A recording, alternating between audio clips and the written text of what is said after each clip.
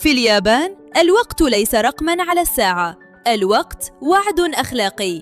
التأخر هناك يشعر الشخص بالعار، لا لأنه خالف نظاماً، بل لأنه كسر ثقة. حين يعتذر موظف قطار ياباني لأن القطار وصل متأخراً 20 ثانية، نحن لا نشاهد مبالغة، نحن نشاهد تطبيقاً عملياً لفكرة أنا أقدر وجودك فأحترم وقتك. وهنا يعود معنى الآية: التعارف الحقيقي يعني أن أتعامل مع وقتك كما أحب أن تتعامل مع وقتي.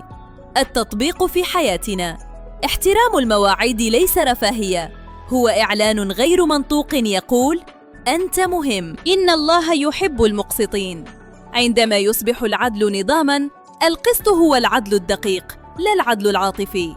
في السويد العدالة ليست شعاراً أخلاقياً بل آلية عمل. القانون هناك لا يسأل من أنت بل ماذا فعلت. المدير يحاسب والعامل محمي، والقواعد تطبق على